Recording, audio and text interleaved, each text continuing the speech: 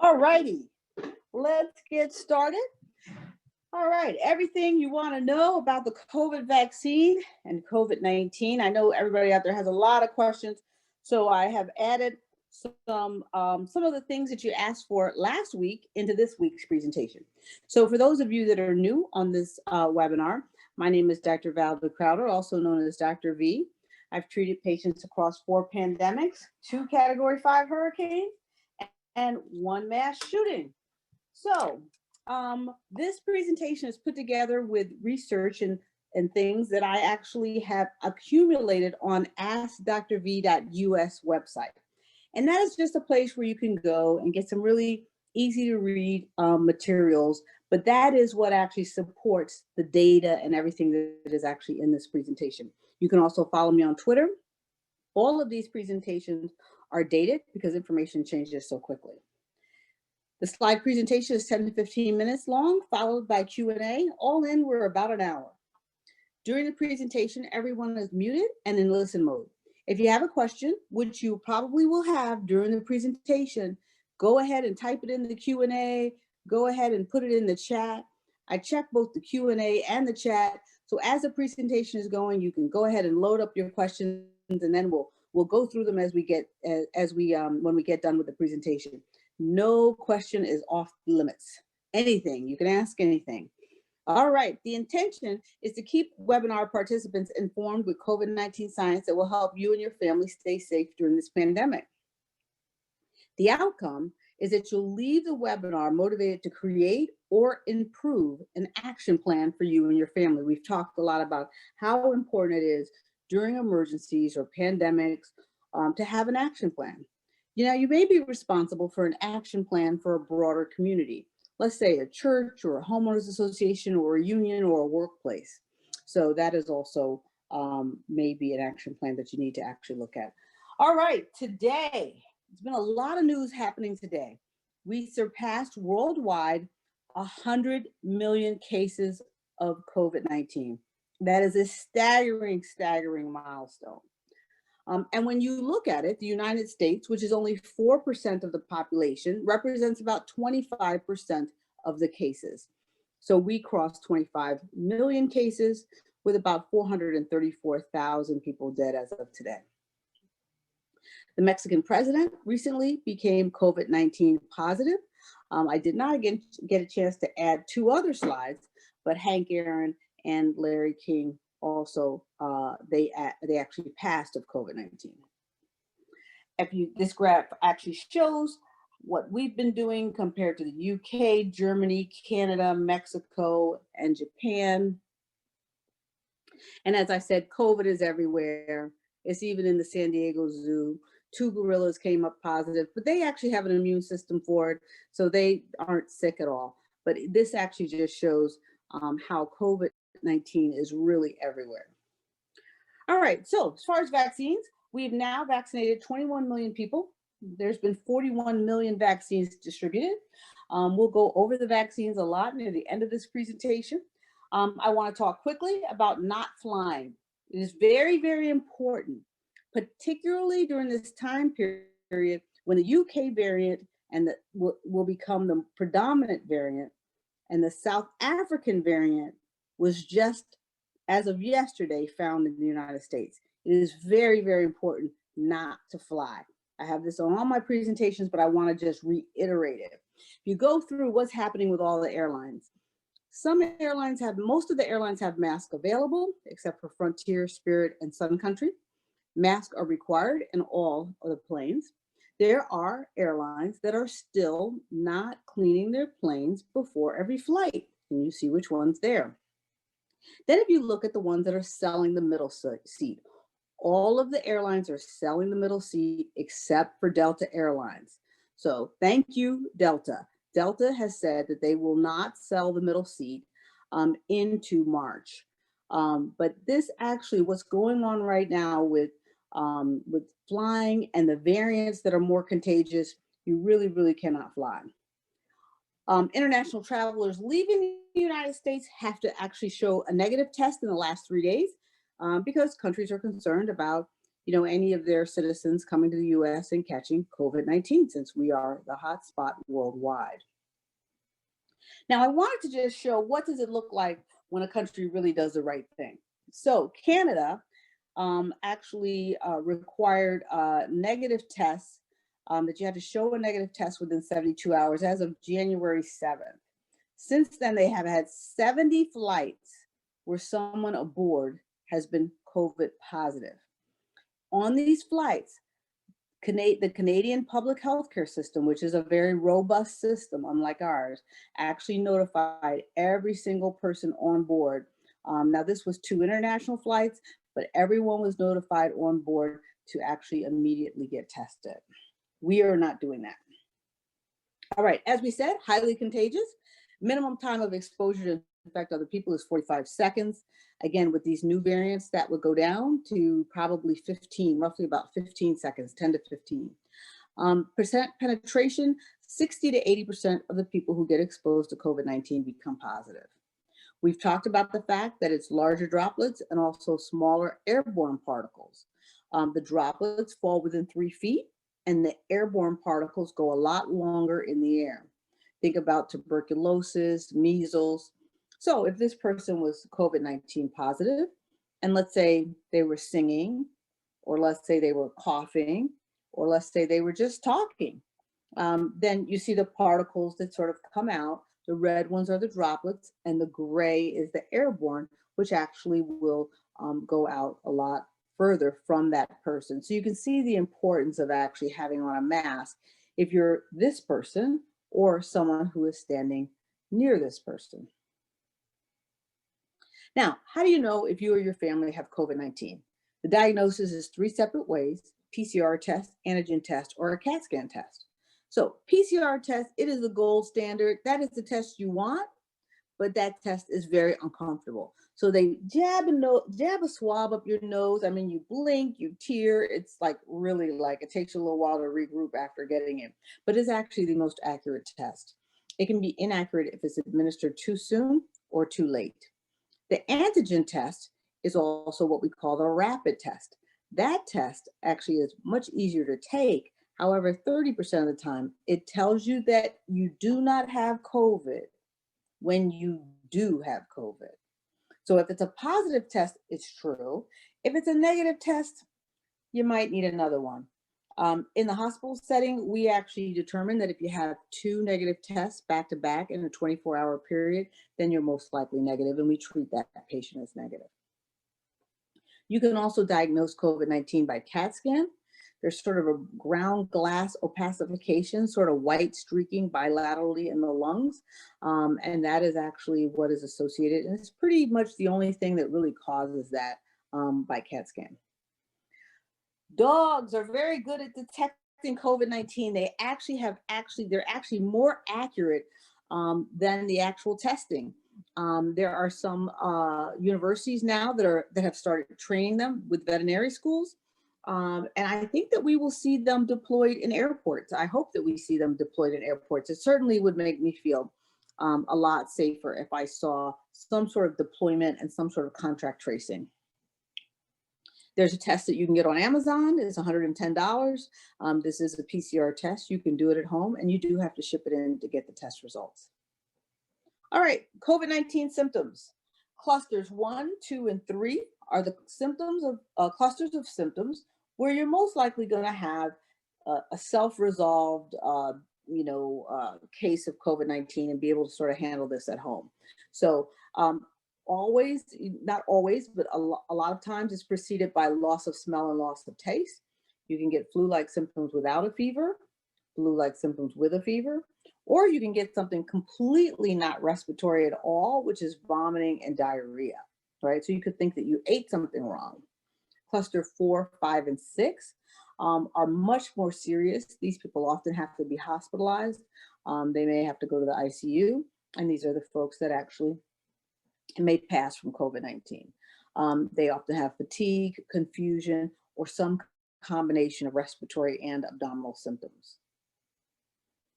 I wanted to just show a side-by-side comparison. I actually need to change these numbers on this slide.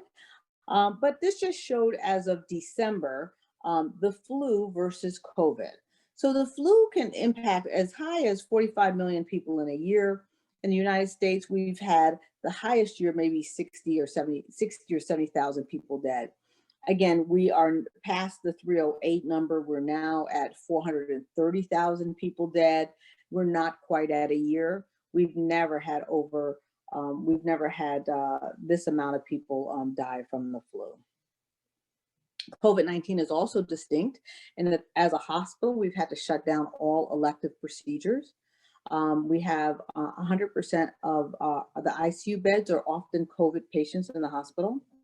COVID-19 is a multi-system disease, causes renal failure, causes myositis, which is an inflammation of the heart, strokes, blood clots in the limbs, amputations.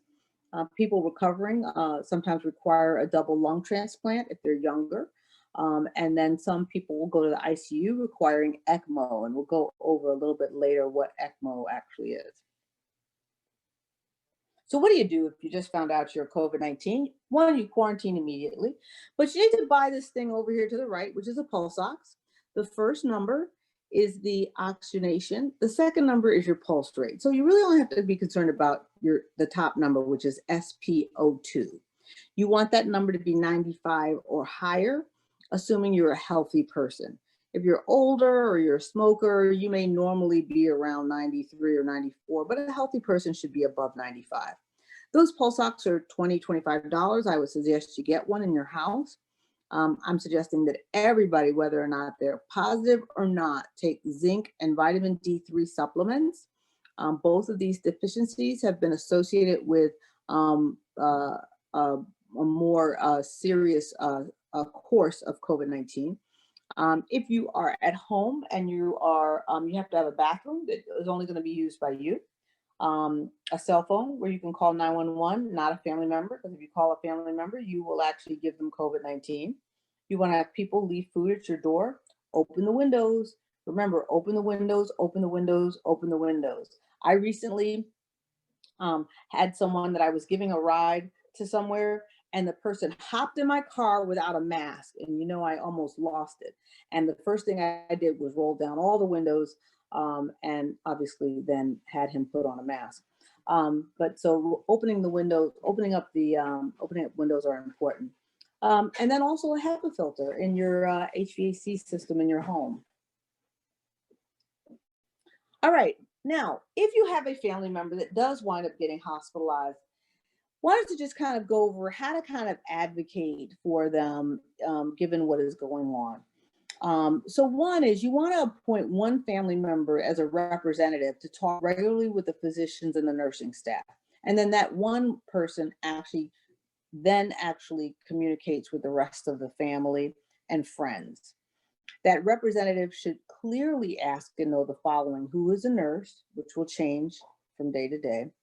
Who is the attending physician? The word attending is important because you could be talking to a resident or a fellow. The attending physician is the physician that's actually responsible for the care of the patient. And then who are the specialists that have been consulted? And sometimes they will say, well, we consulted the cardiologist. You actually want to know the name of the cardiologist. Also, you want to set up a regular time to call. I'm going to call you every morning at 10:30, right?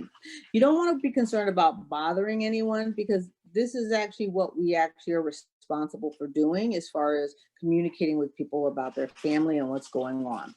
I do remind people that 7 a.m. and 8 a.m. is often shift change, so that would not be a time to actually set up a regular call.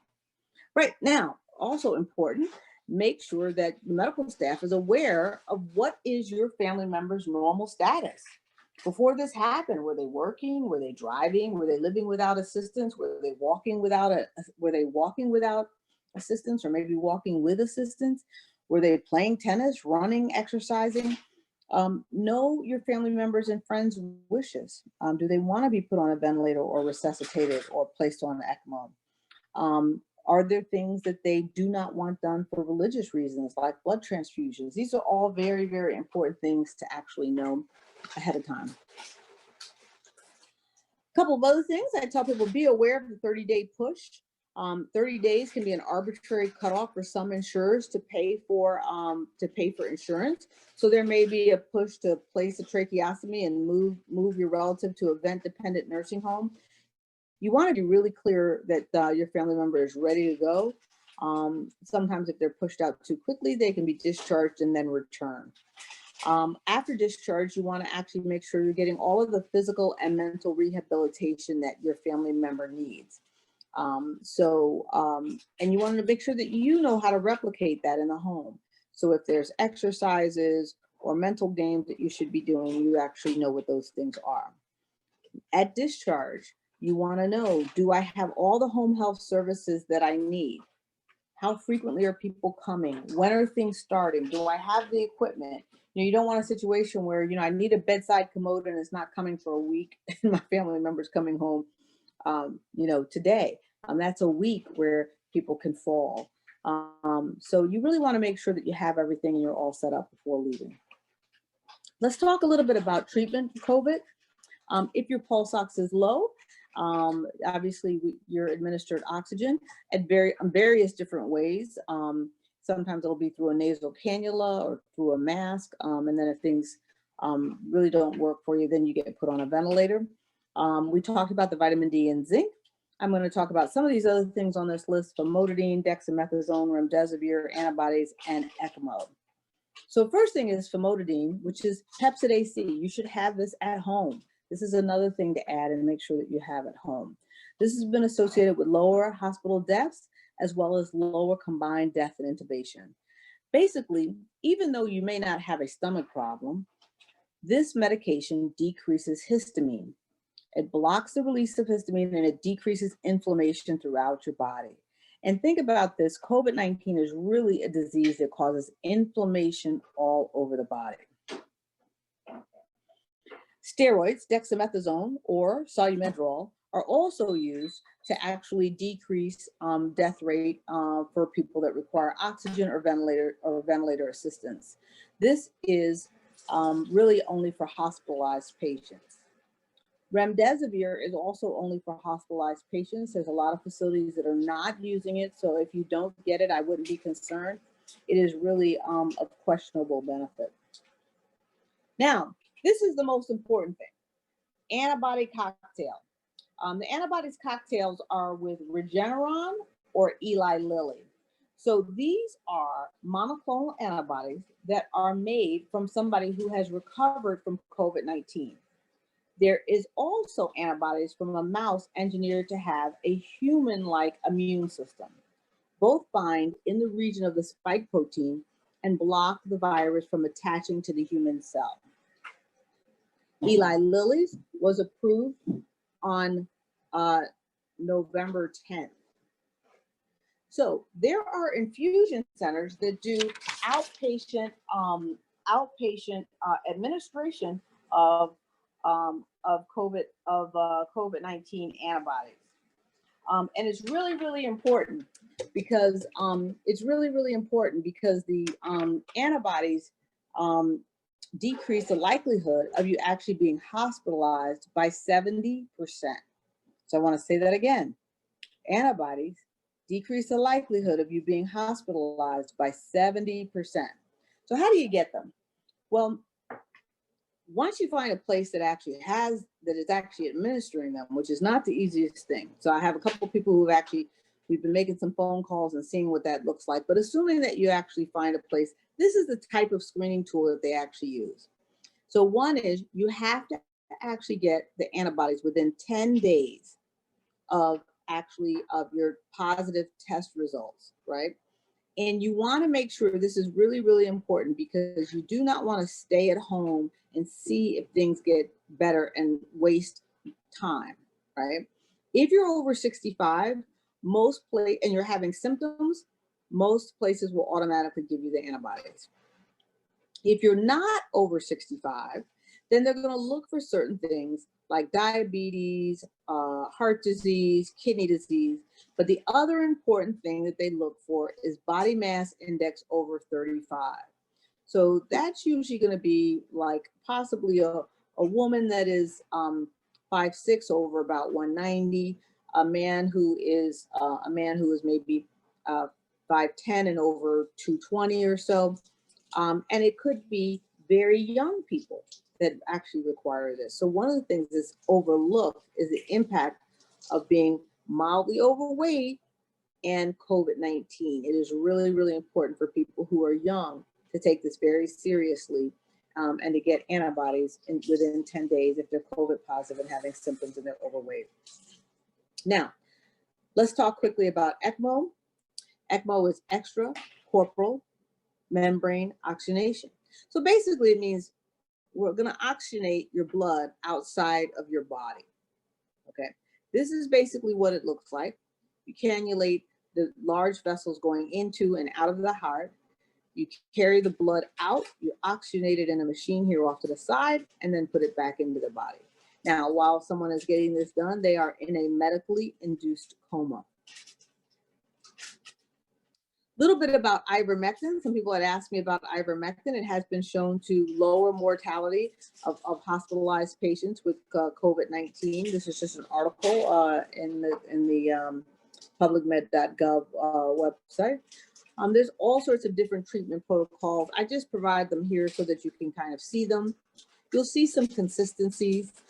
They all have zinc and vitamin D3. Some of them have, they also primarily have, what else is consistent here? They primarily have either some sort of vitamin C, and then some of them also have magnesium. So the protocol at the top, which is Math Plus protocol, that protocol actually decreased the mortality rate by 75%. So that is very, very, very significant. We have two people here who actually caught COVID-19 twice. The woman to the left, who was 102, she caught COVID-19 twice and survived. The young boy, 18, on the right in Denver, he caught COVID-19 twice and actually did not survive. In general, it looks like your immunity for COVID-19 is significantly diminished, and you can actually catch COVID-19 again. Basically, after 5 months, most people say 3 to 5 months. All right, let's talk about the vaccines. That's what everybody's talking about now. So let's talk about the vaccines and COVID-19. So viral RNA of COVID-19 is inside a fatty covering. So it's orange there. And then the brighter orange is the fatty covering with the spike proteins. The spike protein connects to the receptor, and then that allows it to enter into the cell. So when someone says the UK variant or the South African variant is actually more contagious, what that means is that spike protein and that receptor actually attract each other quicker and faster. Once it gets in, it begins to actually, it copies the genetic code. The RNA says make copies, and it begins making copies and copies and copies of COVID-19. Then it reassembles and it heads back out, and it goes out and it affects another cell. So what is RNA? RNA is material that we have in our body that does a lot of different things. So messenger RNA actually is the one that everyone is talking about, because it transfers genetic information from genes to ribosomes to tell the body to copy these proteins over and over again. So how do these new vaccines work? Messenger RNA is coded into the vaccine, and it actually tells the body to make a portion of the spike protein, which is the outer coating. So when it makes a portion of the spike protein, your body recognizes it as foreign, develops antibodies to it, attacks it, and kills it. Now your body is ready when it sees COVID-19 in the community.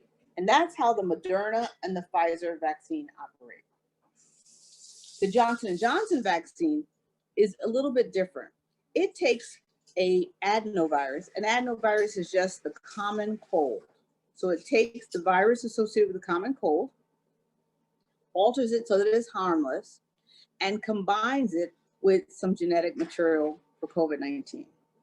That then teaches your body to then generate antibodies and actually when you actually see COVID-19 in the environment out in the community, it then is rendered harmless. So what do we know so far? 2 doses of both of these medications are required. Pfizer is 92% effective, Moderna is 95% effective. Side effects, soreness, fatigue, primarily with the second dose. Pfizer vaccine requires liquid nitrogen storage, Moderna just regular freezer storage. So you all had asked for the actual data, and I have put together here the actual data so you can see what the phase 3 trial looked like. So for Pfizer, it was 37,000 people in that trial. The average age was 51. 21% of the people were over age 65. When you look at the ethnicity, 82% of the people were white, 10% were African American, 26 were Hispanic, 4.4 were Asian, and 3 were other. So there were 2 arms. There were people that were given the placebo, and there are people that were vaccinated. So what they did was, in order to be part of this study all the way to conclusion, you had to actually take both the first and the second shot, and then they looked at this 7 days after the second shot. And what they found was in the group that got placebo, that did not get the vaccine, they had 162 cases of COVID. In the vaccinated group, they had 8. In the placebo group, they had 3 severe cases of COVID, and in the vaccinated group, they had 1.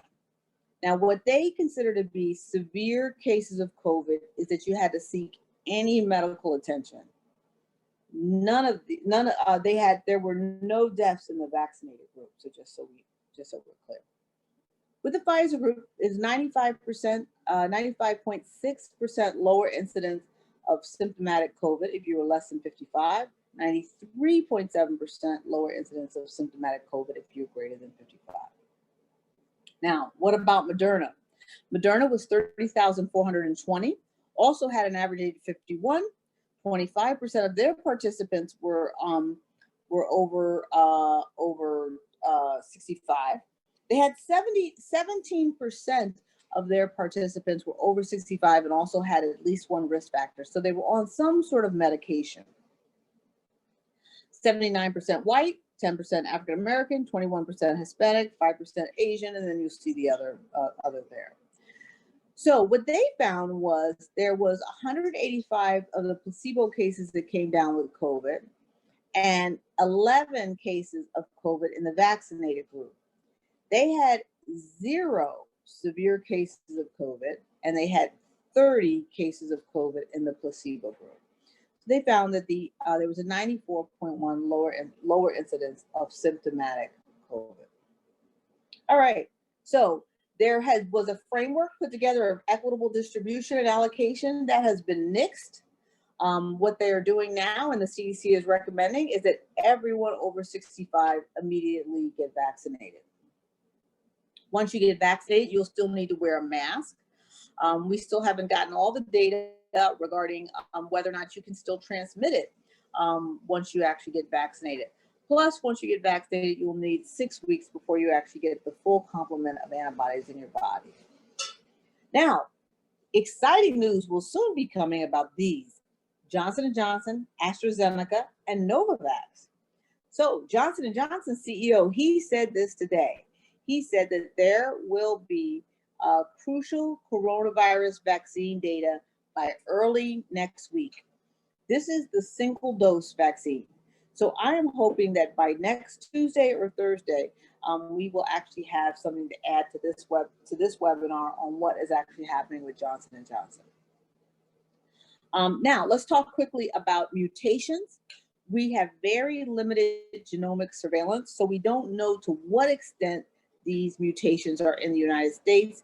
There are some states that are just confirming their presence, but not necessarily doing all the testing to actually figure out, what percentage they actually are. But we're going to actually go through all of them. So the B.117 is also known as the UK variant. We know now that that is in over 20 states. It spreads with 70% increased efficiency. And it looks to me, early data is showing that both Pfizer and Moderna actually work for this UK variant. The South African variant actually just showed up in the United States and was confirmed in the last day or two. This actually has a lot of mutations to it, and it can also be more dangerous around children. So that is one to really watch. Then there's also the Brazilian variant and also the California variant. So this is Pfizer stating that their vaccine works against the UK variant. Recently, the World Health Organization last week sent a team to Wuhan to investigate the origins of the pandemic. I think in the upcoming weeks, we will see some preliminary information from this group. It was veterinarians, epidemiologists, infectious disease people, etc. The World Health Organization Director General TEDROS actually warns us that this will not be the last pandemic. So we really need to learn some lessons and put together a worldwide strategy for future emergencies. Now, a lot of people ask, how do I get my vaccine now?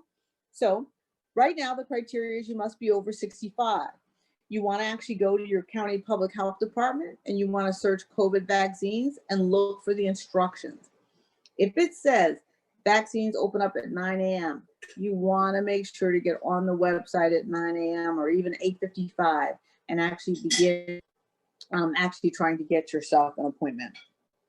So let's get that done. Here's some people getting some vaccines, some smiles and some not so smiles. That's me in the middle. I thought it was going to hurt and I was anticipating it hurting, but they used a really, really small needle. So these are some folks from our community that have gotten it in the last week.